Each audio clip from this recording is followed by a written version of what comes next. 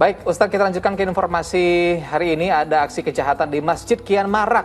Di Masjid Al-Muhajirin Kalisari, Pasar Rebo, Jakarta Timur, pelaku menyamar menjadi jemaah untuk mencuri sepeda motor.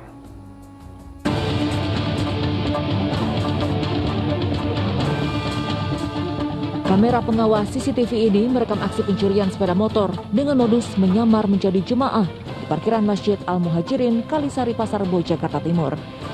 Saat para jemaah tengah melaksanakan sholat zuhur, pelaku yang mengenakan peci langsung masuk ke area parkiran masjid dan menggasak sepeda motor warga yang terparkir. Dua pria pelaku pencurian berbagi tugas, diantaranya sebagai pengawas dan eksekutor. Sebelum dibungkus, tapi dari pagi udah dipantau. Udah dipantau, orangnya udah ketahuan di CCTV-nya mundar-mandir ya? Ketahuan, 2 orang. 2 orang. Oh, dia modusnya kayak gimana, Pak? Modusnya itu dia menyamar sebagai Jamaah Masjid Al-Muhajirin. Kejadian pencurian kendaraan bermotor juga pernah terjadi sebelumnya, tak jauh dari lokasi kejadian. Atas kejadian tersebut, korban telah melaporkan ke Mapolsek Pasar Rebo untuk menangkap pelaku pencurian. Muhammad Subadri Arifki melaporkan dari Jakarta. Sementara itu, seorang pencuri kotak amal di Jember, Jawa Timur babak belur dikeroyok massa. Warga yang kesal juga merusak dan membakar motor milik tersangka. Ayo. Beginilah aksi kemarahan warga usai memergoki Vicky Wahyudi mencari sebuah kotak amal Masjid Nurul Huda di Jember, Jawa Timur. Ia menjadi bulan-bulanan warga setempat. Warga yang emosi juga langsung merusak bahkan membakar motor miliknya. Beruntung, polisi segera datang dan mengevakuasi tersangka ke Mapolsek Puger. Setelah mengambil uang, sempat dikeroyok massa dan memang sempat dikeroyok massa. Diketahui aksi pencurian kotak amal di masjid tersebut sudah berulang kali terjadi. Polisi akhirnya mengamankan tersangka dengan barang bukti kotak amal serta uang senilai 2,9 juta rupiah yang gagal dibawa kabur pelaku. Agus Ainul Yakin melaporkan dari Jember, Jawa Timur.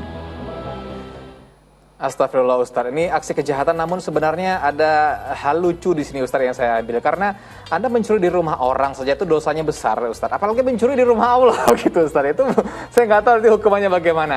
Nah, namun Ustadz, dalam konteksnya ini, banyak motif para pelaku mengatakan bahwa saya kelaparan, saya terpaksa, saya ingin mencari uang untuk keluarga saya, dan saat ini tidak ada, dan saya terpaksa mencuri, gitu, Ustadz. Nah, bagaimana menjawab ini, Ustadz? Apakah diperbolehkan atau bagaimana, Ustadz, dengan keadaan terdesak seperti itu?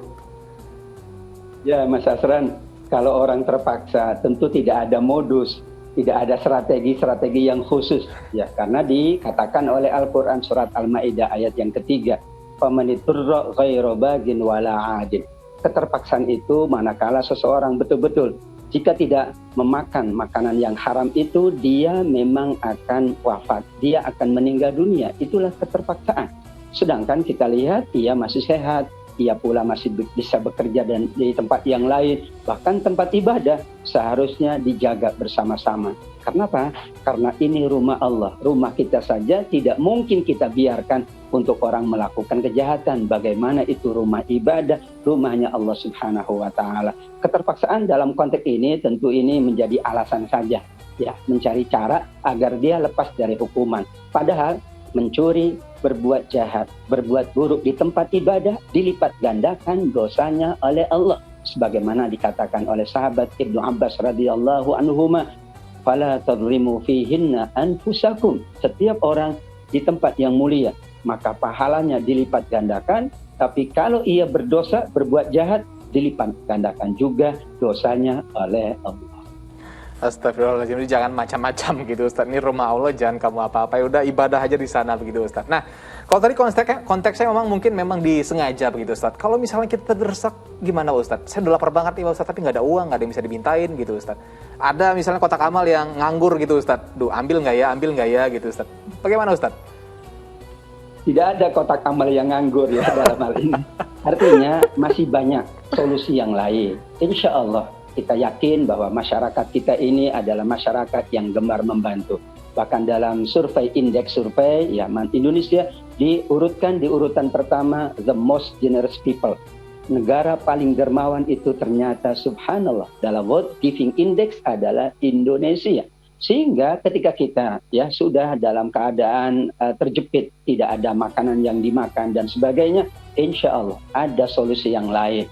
ada pula para dermawan-dermawati, mereka yang siap membantu. Buktinya di masa pandemi ini ternyata orang yang membantu, donatur itu bertambah, dan itulah namanya Allah Subhanahu wa Ta'ala menggerakkan hati-hati manusia untuk membantu, sehingga tidak dibenarkan pula dengan alasan terpaksa tadi ia mencuri di tempat manapun, apalagi yang dicuri adalah kontak amal. Orang sukarela berinfak dan bersedekah untuk kebutuhan kemakmuran masjid, kekhusyuan sholat ibadah di masjid, namun ia salah gunakan sehingga dikategorikan juga termasuk menyalahgunakan apa yang sesungguhnya diperuntukkan untuk ibadah di sisi Allah.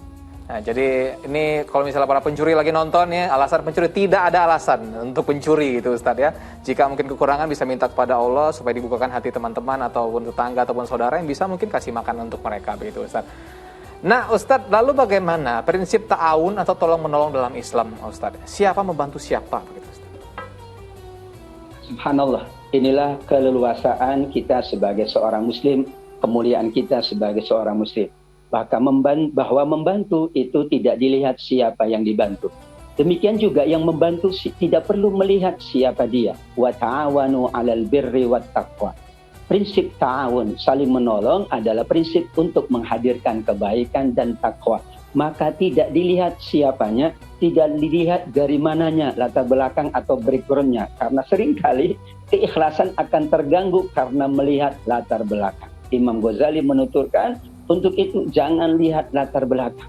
Setiap orang yang akan berbuat baik melihat latar belakangnya akan mengendurkan keikhlasannya. Dan itulah yang harus kita cegah.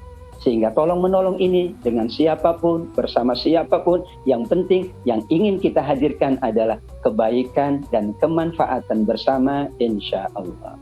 Jadi untuk para pemirsa di rumah ini bisa didengarkan kata Ustadz Atabik tadi, tanpa melihat background ya Ustadz, mau kaya, mau miskin, mau apa gitu Ustadz ya, tetap aja kalau misalnya kita berniat baik ya berniat baik saja begitu Ustadz. Baik, kita